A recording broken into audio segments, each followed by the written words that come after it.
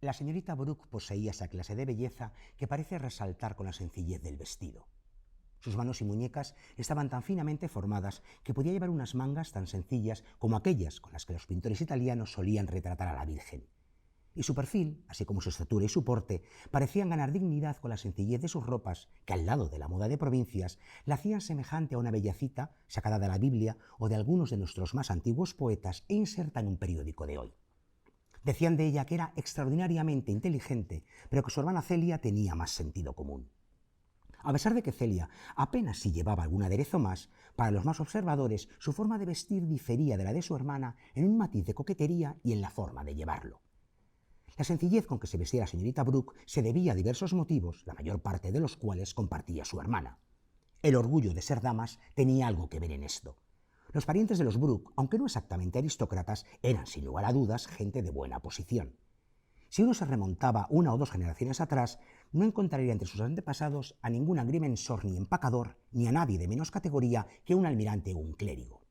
Y hubo incluso un antepasado reconocido como caballero puritano que sirvió a las órdenes de Cromwell y que después abandonó la política como propietario de una respetable hacienda familiar. Unas jóvenes de esta procedencia, que viven en una tranquila casa de campo, que acuden a una iglesia de pueblo poco más grande que un saloncito, lógicamente consideraban los perifollos como ambiciones propias de la hija de un buhonero. La austeridad era entonces signo de buena educación, lo que hacía que en aquellos días el vestido fuera el primer artículo en el que escatimar si era necesario, cuando había otros gastos que eran más propios de un cierto rango. Tales razones habrían sido suficientes para justificar una forma sencilla de vestir, aparte ya del sentir religioso. Pero en el caso de la señorita Brooke, la religión por sí sola lo habría determinado, y Celia, por su parte, recibía con agrado todas las opiniones de su hermana, aceptándolas con ese sentido común que es capaz de aprobar grandes ideas sin darles por ello una exagerada importancia. Dorotea sabía de memoria muchos pasajes de los pensamientos de Pascal y de Jeremy Taylor, y para ella los destinos de la humanidad, contemplados desde el punto de vista del cristianismo, hacían que la preocupación por la moda femenina resultase un pasatiempo de locos. Era incapaz de aunar la inquietud de una vida espiritual de consecuencias eternas con el interés por los tocados y las protuberancias artificiales de los vestidos. Tenía una mente teórica y por naturaleza suspiraba por cualquier idea noble que pudiera referirse a la parroquia de Tipton y a su actuación allí. La deslumbraba la intensidad y la grandeza y se apresuraba a abrazar cualquier idea que reuniera estos aspectos. Y aquí estamos ante una de las joyas del siglo XIX, ese siglo que continuamos leyendo como si fuera ahora mismo. Esa literatura que habla de pasiones, emociones, sentimientos, dudas, hombres y mujeres. Pablo Vilaboy, Middlemarch. Yo empezaría diciendo que tienen en común Proust, Emily Dickinson, Thomas Hardy y Virginia Woolf. Aparte de ser grandes. Aparte de ser grandes, todos eran unos rendidos admiradores de Marianne Evans o George Eliot. George Eliot, que era como firmaba.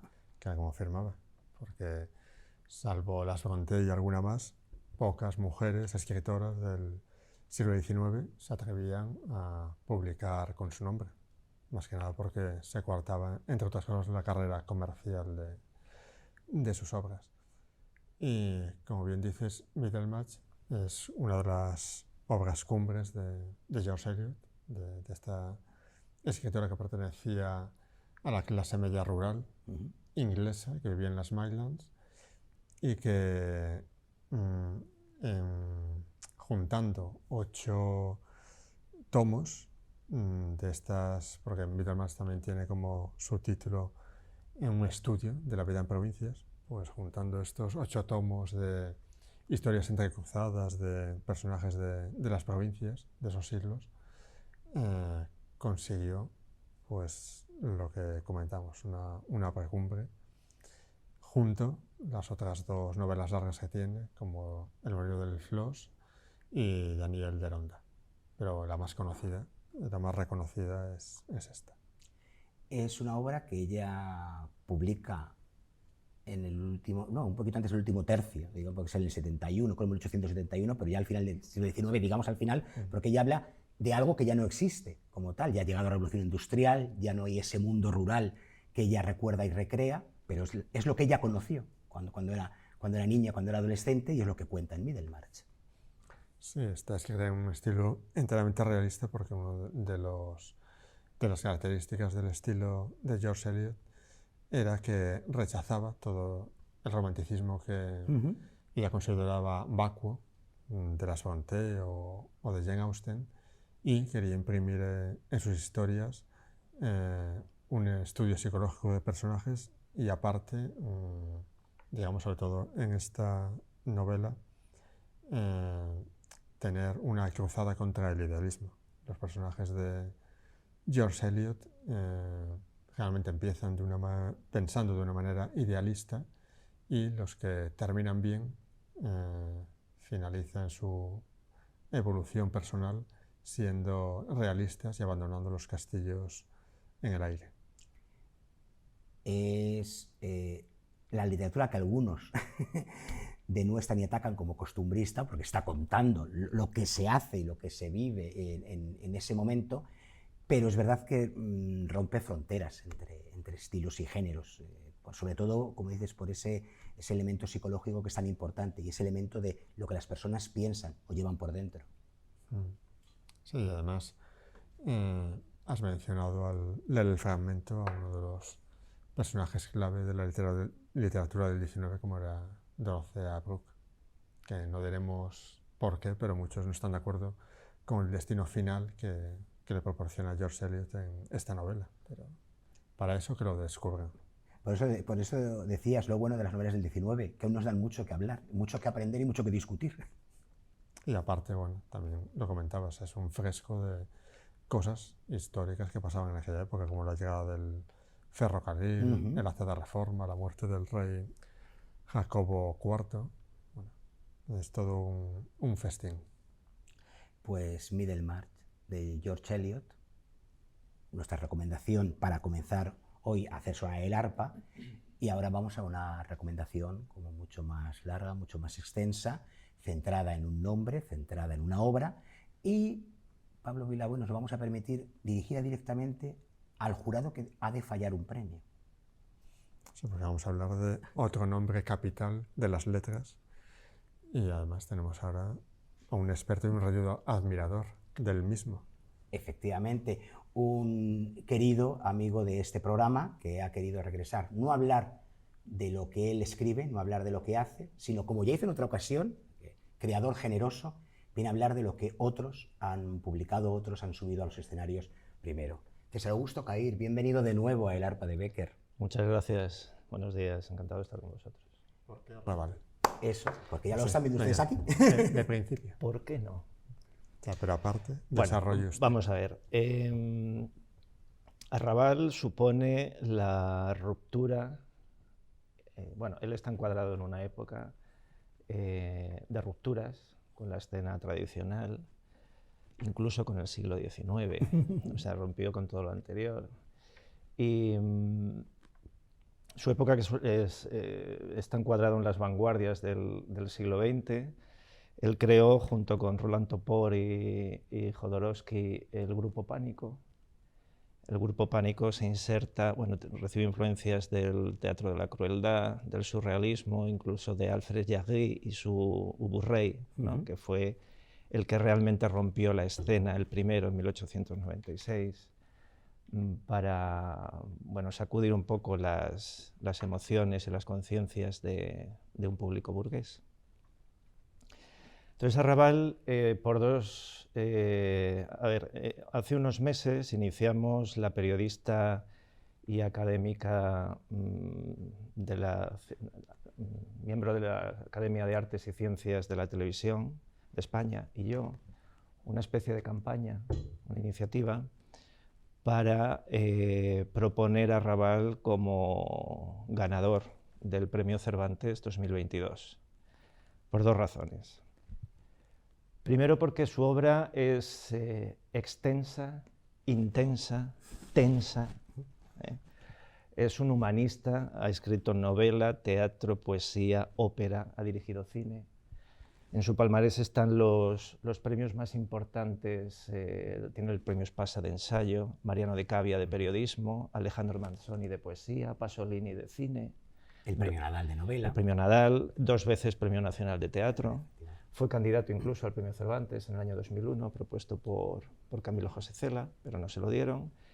Y una comuna francesa, la Mer, dice que fue propuesto para el Nobel en el año 2005. Aún así, él pertenece al Colegio de Patafísica, como muchos de su época, como Man Ray, como Ionesco,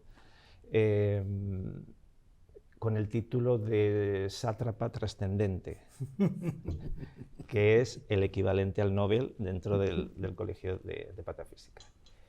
Y luego la segunda razón, o sea, es porque, primero, es el autor español, el dramaturgo español, más representado en el mundo después de Lorca.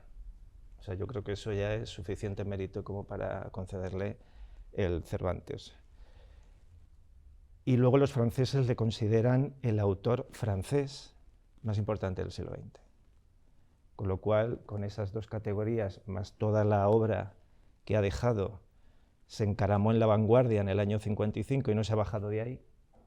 Lleva 70 años rompiendo moldes, pues, y abriendo camino a un nuevo tipo de teatro, como puede ser las actividades performáticas y demás, que ahora está introducir nuevos elementos, como el teatro, como hicieron también el Teatro de la Crueldad, el teatro de Grotowski, el teatro pobre, el Living Theatre, en fin, está de actualidad a pesar de sus 90 años que ha cumplido este año. César, ¿por qué te planteo una pregunta doble? Por un lado, ¿por qué en realidad es tan desconocido, especialmente en España? Porque aunque, como dices, se le representa habitualmente y hasta no hace nada hemos tenido funciones de Fernando Arrabal, nuevas o reposiciones, pero en realidad es como muy desconocido. Y por otro lado, ¿por qué es tan denostado? ¿Por qué es tan rechazado? A ver, yo creo que Arrabal efectivamente es tan desconocido como controvertido. Entonces yo voy a poner una imagen que en principio va a resultar escandalosa. Vamos a imaginar un niño de unos 6-7 años, está jugando, está sentado en el suelo, jugando con una caja de juguetes, va sacando juguetes de ahí, hay un adulto que está mirando lo que hace, y el niño saca un consolador. Y lo enchufa, y el consolador empieza a vibrar. Ya de entrada, esa imagen a un adulto, un niño jugando con un consolador, le parece escandaloso. Seguramente el adulto se levante y diga, no, con esto no se juega. Pero el adulto tiene que pensar que ese niño no le está dando el uso que le da un adulto al consolador. Claro, no sabe lo que es. No sabe lo que es. Es un juguete y a lo mejor lo ha activado con la pila y está jugando pues como si fuera una espada. Ese es el teatro de Arrabal. Es decir, el público normalmente acostumbrado a un tipo de teatro va a ver cómo un niño saca un consolador y se escandaliza. Pero no nos damos cuenta que para entender una obra de teatro donde lo irracional, lo grotesco, lo subversivo, lo malsonante, el escarnio, forma parte de la escena, hay que cambiar la mentalidad. Porque lo que se plantea es un juego, como hicieron el teatro en la época de vanguardias. Realmente Arrabal viene de la época de las vanguardias. Conoció a André Breton, nada menos, al padre, bueno, al teórico principal del surrealismo. Luego tuvieron diferencias y se distanciaron y él creó el Grupo Pánico. Pero conoce realmente, ha vivido desde el año 55 en París, ha conocido todas las vanguardias, desde Samuel Beckett y su teatro del absurdo, Ionesco, todos los ejercicios de ruptura con la escena tradicional. Y él es hijo de esa generación. Y yo diría que de alguna forma has contestado la segunda pregunta. O sea, por todo esto, por no entrar en su sintonía o por no comprenderle, nos es más fácil decir no nos gusta, no lo queremos, lo arrinconamos. Porque no lo entendemos, exacto, porque no entramos en su juego. A pretender entrar en el diálogo con el juego teatral. Efectivamente, no entramos en su juego. Que no juego. tiene por qué gustarte, pero al menos inténtalo, participa. Eso es. Y luego ya dices, oye, no, lo he probado y no. Y luego tenemos el añadido de él, que es un personaje. Él en sí ya es un personaje. se le recuerda mucho, bueno, imagino que las generaciones más jóvenes, ¿no? Pero se le recuerda en los años 80 en un programa de televisión con lo del milenarismo va a llegar, ¿no? Que es una genialidad en sí misma. Que Yo comprendo sobre todo los que sois fervientes admiradores de él, que lo merece tener esa legión de seguidores, pero que le reducís tal. Pero te digo, mirado como un espectador más, esa es una genialidad. Pero es una frase que ha calado. Y encima su modo de decirla, lo de va a llegar. Y además que en la televisión de esa época esas cosas no se hacían. Pero en la televisión de ahora está constantemente haciendo escenas de ese tipo. Es decir, incluso, y mal imitadas. Incluso abrió un poco la puerta a ese tipo de frescura televisiva, ¿no? Vamos a llamarlo así. Surge así y hay que tirar para adelante el directo. Mira, yo tengo una metáfora para definir la obra de Arrabal. Bueno, vamos a centrarnos en el teatro, aunque hemos sacado novelas también, pero el teatro de Arrabal es una hermosa pluma blanca, manchada de sangre, que vuela y sobrevuela cabezas. Es decir, vuela y sobrevuela cabezas. Eso es lo que hace. Es, por ejemplo, el ejemplo de Fando y Lis, que es la primera obra que yo leí de Arrabal. Fando y Lis fue su tercera obra de teatro, la escribió en el año 55, si no recuerdo mal. Habla de la incomunicación humana, del amor y de la muerte, que son los temas o los ejes principales temáticos de la obra de Arrabal. El diálogo tiene, bueno, son frases muy cortas, son diálogos casi infantiles, con réplicas breves. Parecen muy infantilizados, o sea, parecen realmente dos adultos con mentalidad de niño. Y el final, bueno, el final no lo vamos a contar por si alguien lo lee, ¿no? Pero el final es un final trágico y realmente hay que entrar en ese juego. Hay una ruptura. El Grupo Pánico habla de teatralidad sin verbalidad. Es decir, la palabra no es lo más importante dentro del teatro, aunque para Arrabal él introduce mucha poética, por eso lo de la pluma, hermosa pluma blanca, mucha poética dentro de su obra. Pero realmente la ruptura no es el teatro convencional de texto, sino que entran otros juegos como, para sacudir la emoción, pues la ceremonia, ¿no? El ritual, la confusión, ¿no? Introducir elementos, que haya gritos, que haya aspectos que pueden ser extrapolables fácilmente a la realidad. Un ejemplo. En el año 65 hubo un festival de teatro de expresión libre en París y participaron los tres del Grupo Pánico, Jodorowsky, Topor y Arrabal. Arrabal participó con Los amores imposibles, que está dentro de su obra Pánica, ¿no? Luego explicamos lo del pánico, o sea, por qué se llama Grupo Pánico. En una de las obras, a Jodorowsky le estaban latigando y el público veía cómo se hacía llaga en la espalda.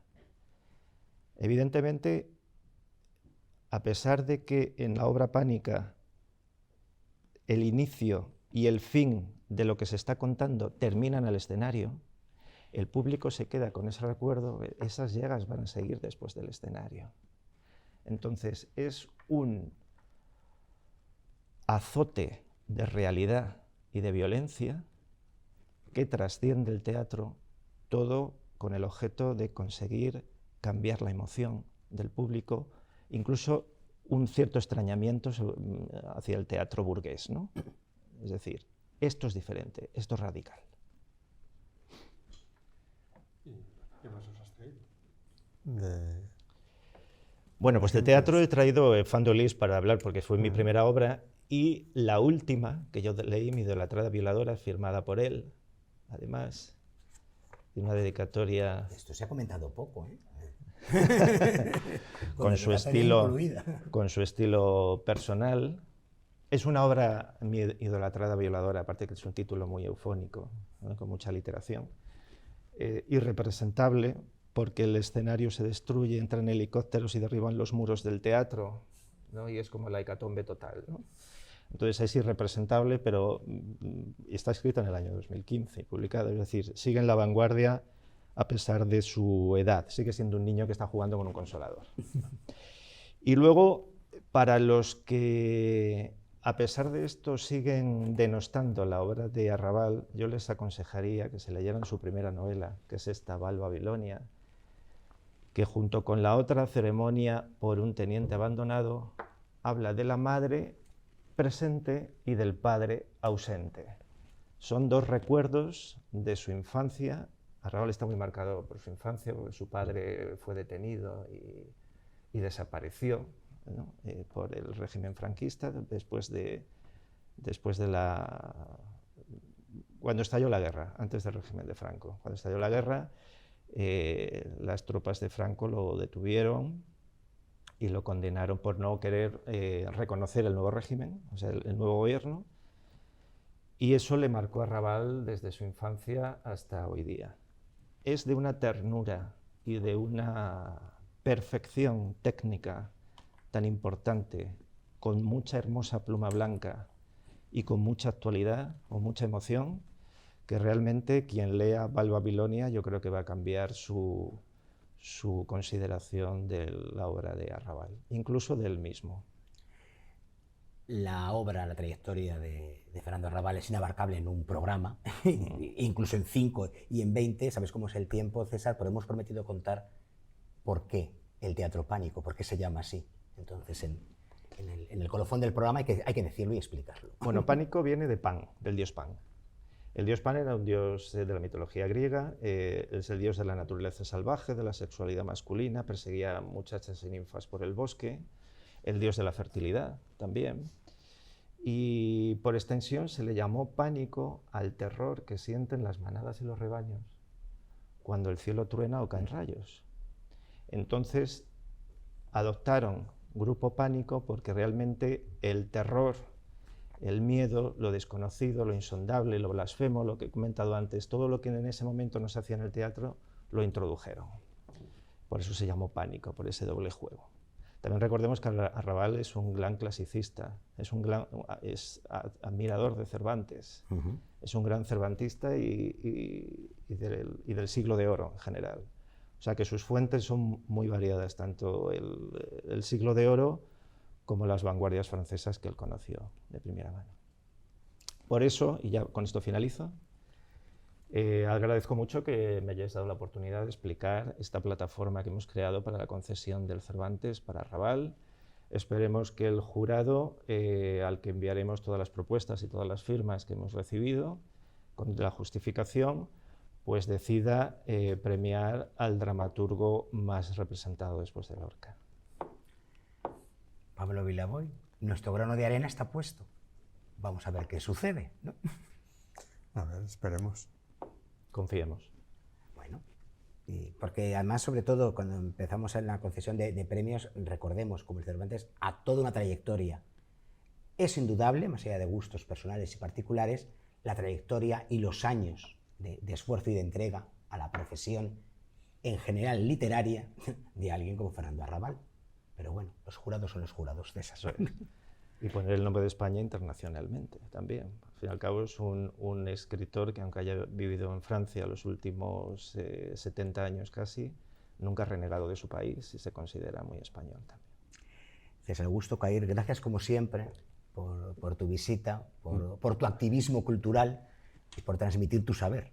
Gracias, como siempre, a vosotros por invitarme y os digo lo que os dije la otra vez. Este tipo de programas que invitan a la lectura de una manera muy desenfadada son muy necesarios, así que enhorabuena a los dos. Pablo Vilaboy, nos vamos marchando al ángulo oscuro del salón, que igual dentro de poco lo iluminamos con un premio Cervantes. Ojalá. Y bueno, esperamos que César vuelva. Hablar por fin de su obra. Ahí sí, hablar de tu libro. Mira, otro gran autor como Paco Planta, sí, voy a tener que decir, desafortunada. Vengo a hablar de mi libro ahora. Claro. Gracias. No hay dos síntomas. Volverás. Gracias. Ya saben ustedes que además intentamos siempre cumplir esas promesas y que estamos muy felices porque lo ven poco a poco. Todos los invitados se marchan diciendo volveré y van volviendo. Así que aquí hablaremos dentro de poco del gran dramaturgo y director teatral que es César Augusto Cair, pero ahora nos marchamos, como decíamos, con nuestro arpa, nuestra arpa, me da por llamarla él porque pienso en el blog del que nació este programa, pero el arpa es femenina, pues nuestra arpa se marcha al ángulo oscuro del salón, a ver si dentro de poco lo celebra y lo ilumina con un premio Cervantes para Fernando Arrabal, Nosotros seguimos leyendo y volvemos muy pronto. Gracias.